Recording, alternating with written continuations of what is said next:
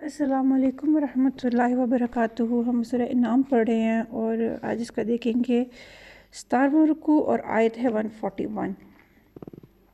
اعوذ باللہ من الشیطان الرجیم، بسم اللہ الرحمن الرحیم۔ وَهُوَ الَّذِي، اور وہی ہے جس نے انشأ پیدا کیا جناتٍ باغات کو، معروشاتوں کچھ اوپر چڑھنے والے ہیں چھجوں پر، وغیر معروشاتٍ اور کچھ ایسے ہیں جو اوپر نہیں چڑھنے والے۔ جسے اس میں جو معروشات لفظ ہے، عرش کہتے ہیں نا اونچائی کو، جو ہے بلندی کو، کچھ اوپر چڑھنے والے ہیں اور کچھ اوپر نہیں چڑھنے والے۔ اس سے مراد بیلیں ہیں، ٹھیک ہے، کچھ بیلیں ہیں اور کچھ اوپر جو بیلوں کے سہارے نہیں بلکہ خود اپنے تنوں پر کھڑے ہوتے ہیں۔ وَالنَّخْلُ اور کھجوریں، وَالنَّخْلَ اور کھجوریں، وَالزَّرْعَ اور کھیتی،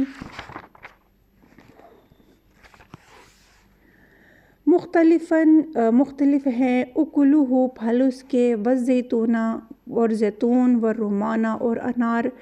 متشابہہ آپس میں ملتے جلتے ہیں، وغیر متشابہ اور نہیں ملتے جلتے۔ کلو من ثمرہ، کلو کھاؤ، من ثمرہ اس کے پھل میں سے، اذا اثمرا جب وہ پھل لائے، وآتوا اور دو، حقہ اس کا حق، یوم حصادہ یوم دن حصادہ اس کی کٹائی کے، یعنی اس کی کٹائی کے دن اس کا حق ادا کرو، ولا تسرفوا اور نہ تم اسراف کرو، انہ بے شک وہ، لا یحب المسرفین نہیں وہ پسند کرتا اسراف کرنے والوں کو۔ یہ جو یہ آیت ہے اس میں اللہ تعالیٰ کی نعمتوں کا پہلے ذکر ہے کہ اس نے جنات سے مراد باغات ہیں جس میں بیلیں بھی ہوتی ہیں اور جو ہے خود اپنے جو ہے بغیر جو سہاروں کے چڑھتے چھجوں کے چڑھتی ہیں، درخت بھی وہ موجود ہوتے ہیں، اور ان میں جو ہے باغات ہے، باغات میں کھجوریں ہیں اور کھیتی، یعنی کہ تمام طرح کی جو پیداوار اللہ تعالیٰ نے کی ہے اس کا سب پھل کا اور زراعت دونوں کا ذکر ہے کہ اللہ تعالیٰ فرمانے کی کچھ مختلف ہیں اور ان کے جو پھل ہیں ان میں زیتون اور انار بھی شامل ہیں، کچھ آپس میں ملتے جلتے ہیں اور کچھ نہیں ملتے جلتے۔ ان میں سے کھاؤ جب وہ پھل دے، یعنی جب ان کا پھل پک جائے تو وہ کھاؤ اور ان کا حق ادا کرو، یعنی یہاں پہ حق جو حکم آ رہا ہے وہ عشر کا حکم آ رہا ہے کہ جو پیداوار ہوتی ہے اس پر جس طرح مال پر زکوٰۃ ہوتی ہے اس طرح پیداوار پر جو ہے عشر ہوتا ہے، اور اللہ تعالیٰ نے یہاں پہ حکم دیا ہے کہ اس کی کٹائی کے دن اس کا جو ہے حساب دو اور اسراف نہ کرو، بے شک اللہ اسراف کرنے والوں کو پسند نہیں فرماتا۔ وَمِنَ الْأَنْعَامِ اور مویشیوں میں سے، حمولتاً اونچے قد والے، وفرشن یہ حمولتاً سے مراد حمل ہوتے ہیں نا اٹھانا،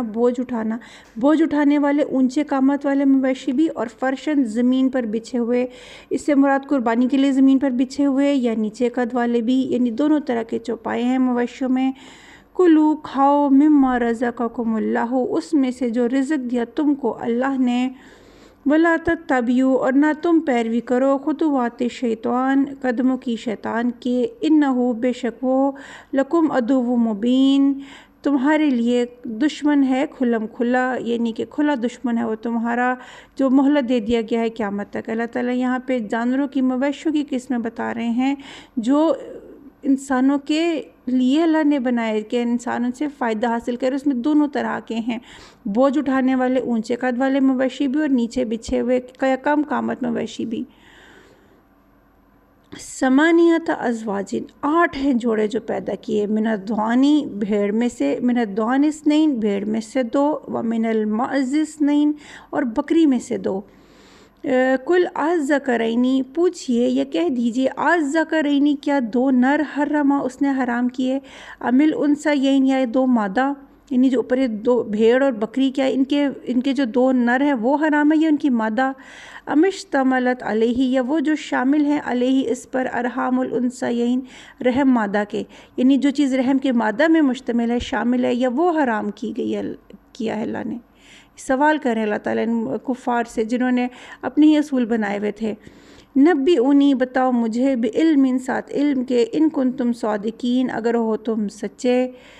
ومن الابل اور اونٹ، وابل اثنین اور اونٹ میں سے 2، ومن البقر اثنین اور گائے میں سے 2، یہ دو اونٹ، 2 گائے، 2 بھیڑ اور 2 بکری، 8 جوڑوں کی ذکر ہو گیا۔ اور اللہ تعالیٰ پھر پوچھ رہے ہیں ان کے بارے میں، کل آز ذکرینی کہہ دیجئے کیا دو نر یعنی اونٹ اور گائے کے نر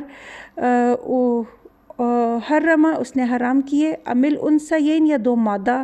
ام مشتملت علیہ یا جو مشتمل ہیں اس پر ارحام الانثیین ارحام دو مادہ کے رحم دو مادہ کے، یا جو ان کے دونوں مادوں کے رحم میں ہے وہ حرام ہے۔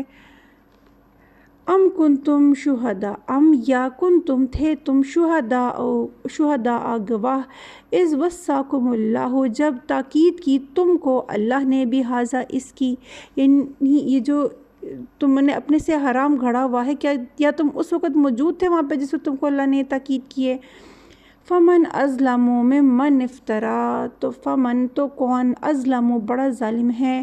ممن افطرا اس سے جو گھڑ لے اللہ اوپر اللہ کے کذباً جھوٹ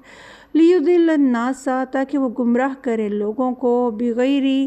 علم بغیر علم کے، ان اللہ بے شک اللہ لا یہدی القوم الظالمین نہیں وہ ہدایت دیتا ظالموں کی قوم کو۔